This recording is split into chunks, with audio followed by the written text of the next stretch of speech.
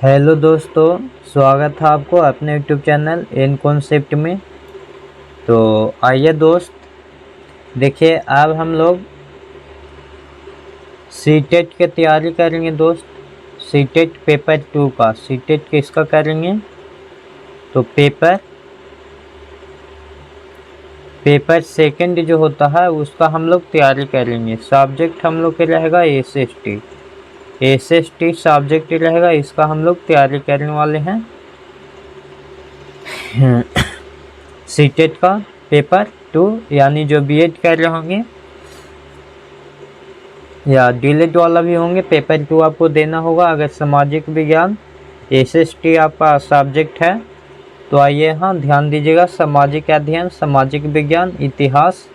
देखिए इतिहास का पहला चैप्टर है 6 में, 6, 7, 8 तीनों में मिला के कब, कहाँ और कैसे, ये पहला चैप्टर हो गया दोस्त। इससे जितना क्वेश्चन अभी तक एग्जाम में आया है वो सारे क्वेश्चन को हम लोग देखने वाले हैं। तो देखिए सबसे पहला क्वेश्चन की ओर हम लोग चलते हैं, गौर फरमाते हैं। आप ध्यान दीजिएगा, समझने की कोशिश कीजिएगा। अगर नहीं समझ में आएगा तो आप कमेंट करके बताइएगा। अगर आपको पीडीएफ की ज़रूरी होगी तो पीडीएफ भी आपको मिल जाएगा, कमेंट कीजिएगा। देखिए यहाँ पे है कि कथन देता है। कथन वाला सीटेट में एग्जाम में बहुत ज़्यादातर सवाल रहता है, इसी कारण बहुत कम स्टूडेंट पास हो पाते हैं। देखिए कथन ए में बोलता है कि भारत में पूरा पाषाण युग के दौरान शुतुरमुर्ग होते थे। पूरा पाषाण युग के बारे में बोला कि भारत में पूरा पाषाण युग में क्या होता था, तो शुतुरमुर्ग होते थे। और कथन बी देखिए, बी क्या बोलता है, तो बी बोलता है कि महाराष्ट्र में भारी मात्रा में शुतुरमुर्ग के अंडों के सिलके मिलते हैं जिन पर चित्रांकन मिलता है। देखिए अब यहाँ गौर से समझिए। पहला कथन बोलता है कि भारत में पूरा पाषाण युग के दौरान शुतुरमुर्ग होते थे। भारत में कब शुतुरमुर्ग होते थे? तो पूरा पाषाण युग के दौरान। और कथन बे हम लोग को बोला कि महाराष्ट्र में भारी मात्रा में शुतुरमुर्ग के अंडों के सिलके मिलते हैं जिन पर चित्रांकन मिलता है। तो कथन ए और कथन बी। अब आपको नीचे ऑप्शन दिया गया है, यहाँ ए ऑप्शन में है कि ए सही है किंतु बी गलत है। भारत में पूरा पाषाण युग के दौरान शुतुरमुर्ग होते थे, तो ये तो सही है, लेकिन ए वाला बोलता है कि किंतु बी गलत है। तो बी गलत थोड़ी है, बी भी सही है।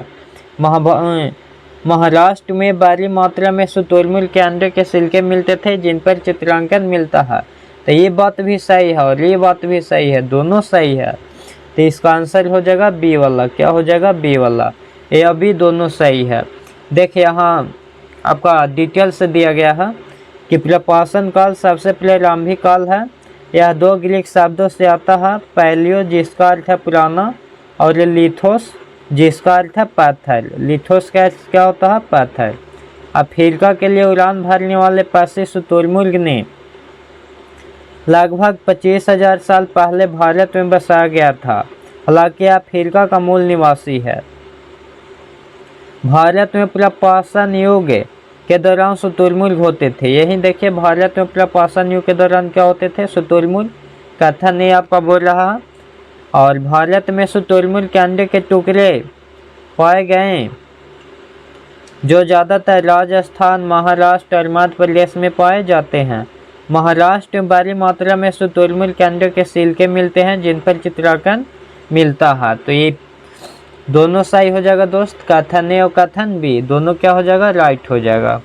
चलिए यहाँ तक में आपको कोई दिक्कत ना हुआ होगा, बढ़िया से समझ गए होंगे।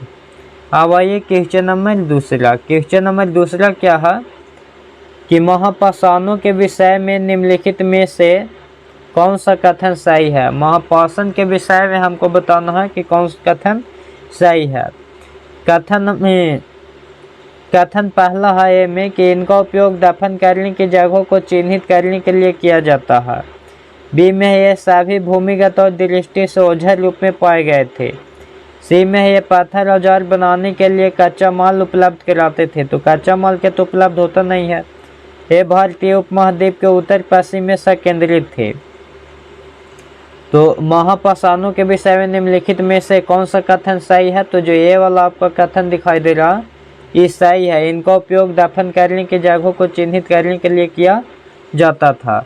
देखिए, महापाषाणों का उपयोग दफन करने की जगहों को चिन्हित करने के लिए किया जाता था। महापाषाण माने बर्फ, पाषाण माने पत्थर। कब्रें बनाने की प्रथा लगभग 3000 वर्ष पूर्व शुरू हुई। यह प्रथा दक्कन, दक्षिण भारत, उत्तर पूर्वी भारत और कश्मीर में प्रचलित थी। समानता मृतकों की खास किस्म के मिट्टी के बर्तनों के साथ दफनाया जाता था। इनके साथ ही मिले हैं लोहे के औजार, घोड़ों के कंकाल तथा पत्थर और सोने के गहने। देखिए, तीसरा नंबर क्वेश्चन हम लोग के है, ध्यान दीजिएगा, गौर फरमाइएगा। तीसरा नंबर क्वेश्चन है कि मानव इतिहास में कौन सा काल सबसे लंबा है? तो सबसे लंबा काल कौन सा हो जाएगा दोस्त? पूरा पाषाण काल। पूरा पाषाण काल सबसे लंबा होता है। 25 लाख ईसा पूर्व से कितना होता है? 10,000 ईसा पूर्व होता है।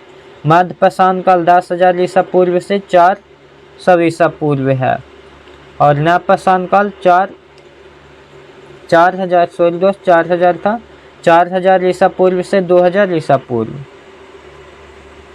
चलिए, 3 नंबर भी हो गया। चलिए आइए 4 नंबर क्वेश्चन देखते हैं। तो 4 नंबर क्वेश्चन है कि कथन ए तथा कथन बी को पढ़े तथा सही विकल्प चुने। कथन ए में है करीब 2500 वर्ष पूर्व लोहे के औजारों जिनमें जंगलों के साफ करने के लिए कुल्हाड़ियों और जुताई के लिए हलों के फाल शामिल हैं के बढ़ते प्रयोग का परिणाम मिलता है, जो कृषि उत्पादन में बढ़ोतरी के लिए उपयोगी थे। बी में है लगभग 2500 वर्ष पूर्व तक अनेक शहर विकसित हुए। तो ये यहाँ सी वाला सही होगा दोस्त। ये अभी दोनों सही है इसका आंसर। चलिए 5 नंबर क्वेश्चन देखते हैं। तो 5 नंबर है कि मध्य पाषाण युग को निम्नलिखित में से किस परिवर्तन द्वारा किया गया? तो घास वाले मैदान के परिवर्तन द्वारा किया गया। चलिए 5 नंबर हो गया। अब हम लोग के देखते हैं 6 नंबर क्वेश्चन। 6 नंबर क्वेश्चन पे गौर फरमाइए। 6 नंबर है कि रहट, चरखे एवं आग्नेय शास्त्रों का आविष्कार हुआ प्रागैतिहासिक काल में, प्राचीन काल में, आधुनिक काल में, मध्यकाल में। तो मध्यकाल में हुआ था दोस्त। 7 नंबर क्वेश्चन पे गौर फरमाया जा। तो 7 नंबर क्वेश्चन है कि एक महापाषाण कब्र में 2 कंकालों के अवशेष थे। इन दोनों में से महिला के कंकाल का अनुमान लगाने हेतु देखना होगा हड्डियों की संरचना, कंकालों के साथ मिले आभूषण, कंकालों के आकार, कंकालों के साथ मिले खाना पकाने के बर्तन। तो इसको केवल ए वाला सही हम पता कर लेंगे ऑप्शन 1 से, हड्डियों की संरचना से। चलिए 8 नंबर क्वेश्चन है कि प्रारंभिक काल के शुरू करके आरोही क्रम में निम्नलिखित को सजाएं। तब वेदों की संरचना देखिए, सबसे पहले हो जाएगा वेदों की संरचना। वेदों की संरचना का परिणाम लगभग 3500 साल पहले हुआ है। उसके बाद फिर आया है कौन? उसके बाद फिर आया है महापाषाण के निर्माण की शुरुआत 3000 साल पहले। उसके बाद इनाम गांव में कृषकों की निवासी 3700 से 2700 वर्ष पहले, और चारक सबसे 2000 साल पहले। तो आंसर इसका सी हो जाएगा दोस्त। आशा करता हूँ यहाँ तक समझ में आया होगा। आगे देखते हैं। 8 नंबर हुआ था दोस्त। 9 नंबर क्वेश्चन देखेंगे अब।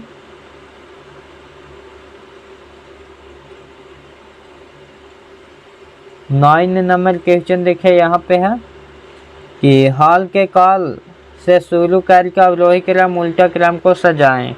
लोहे के प्रयोग बढ़ोतरी नगर हाथ सीखे, उपमहाद्वीप में लोहे के प्रयोग की शुरुआत, और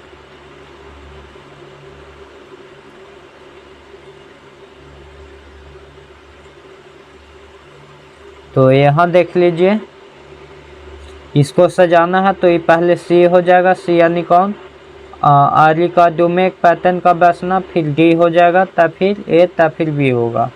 देखिए यहाँ पे सब आपको दिया हुआ है।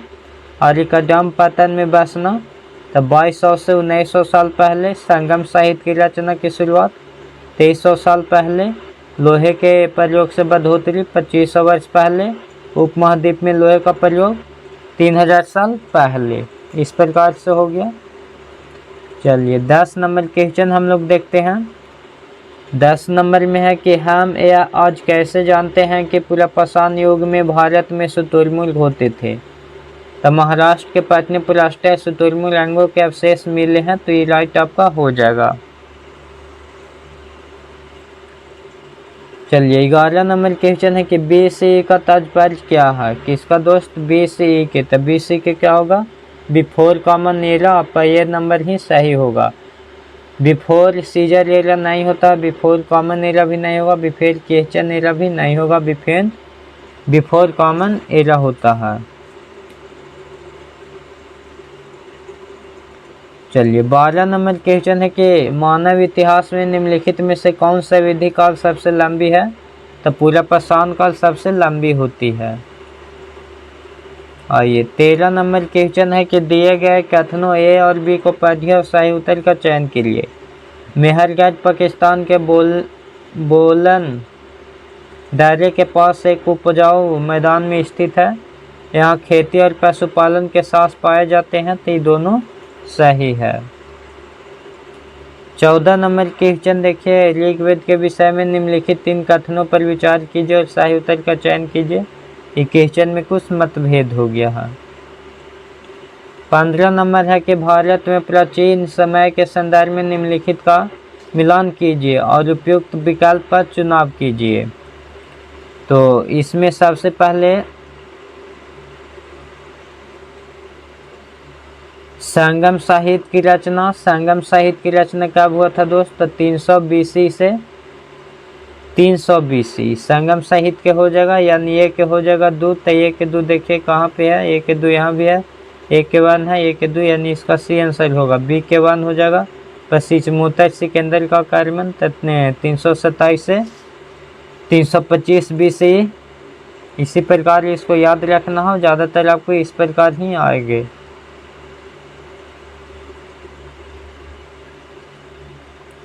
चलिए 16 नंबर क्वेश्चन हम लोग देखते हैं।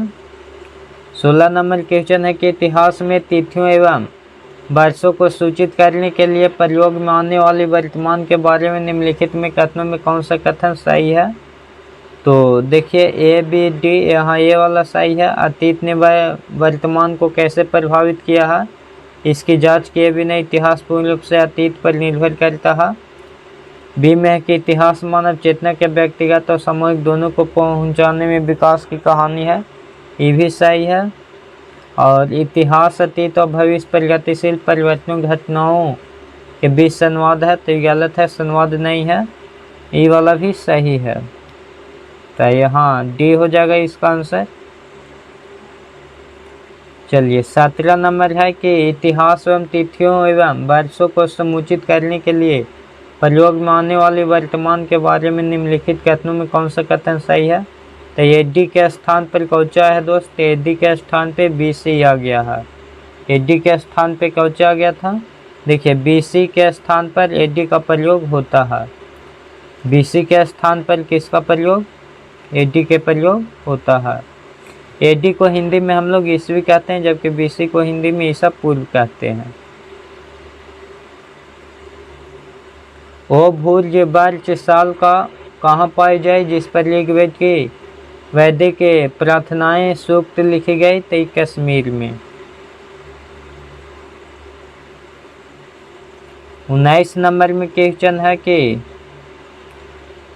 निम्नलिखित कथन ए बी और सी को पढ़िए और सही विकल्प का चयन करिए। तो देखिए ए बी सी सभी सही है। ए पूरा पाषाण काल 20 लाख साल पहले से 12,000 साल पहले दौरान माना जाता था। इस काल को भी 3 भागों में बांटा गया है, आरंभिक, मध्य और उत्तर पाषाणी। और मानव इतिहास की लगभग 99% कहानी इसी काल की है, तो ये सही है। 20 में है कि ऐसा माना जाता है कि सेंट थॉमस लगभग 2000 साल पहले इस राज्य में आए तथा भारत में ईसाई धर्म लाने का श्रेय उन्हीं को जाता है। तो ये कौन राज्य था? राज पूछ रहा, तो राज था केरल। कौन सा राज था दोस्त? तो केरल राज था। चलिए 21 नंबर हम लोग देख लेते हैं। तो 21 नंबर में है कि निम्नलिखित वक्तव्यों ए और बी पर विचार कर सही उत्तर का चयन करिए। वक्ता ये है कि हिंदुस्तान शब्द का अर्थ समय के साथ विकसित होता गया। वक्ता 2 है कि 13वीं सदी में इसका आशय पंजाब, हरियाणा एवं गंगा यमुना के बीच में स्थित इलाकों से था। 16वीं शताब्दी में इस शब्द का प्रयोग इस उपमहाद्वीप के भूगोल और संस्कृति का वर्णन करने के लिए किया गया। तो यहाँ पे सही हो जाएगा, ए और बी दोनों सही है, सही उसका व्याख्या भी है। चलिए 22 नंबर क्वेश्चन है कि महापाषाण क्या चिन्हित करने के लिए खड़े किए गए हैं? तो कब्रग्राहों के लिए। किसका दोस्त? कब्रग्राहों के लिए। मैन्युस्क्रिप्ट के लैटिन भाषा से प्राप्त हुआ, जिसमें मैनु शब्द का अर्थ क्या होता है? तो हस्तलिखित होता है। क्या होता है दोस्त? हाथ या हस्त होता है मैन्युस्क्रिप्ट। ठीक है दोस्त, अगर वीडियो बढ़िया लगा होगा तो लाइक करिएगा, शेयर करिएगा और सब्सक्राइब कर लीजिएगा। अगर किसी प्रकार का आपको दिक्कत है तो कमेंट कीजिएगा, हम सुधार करेंगे।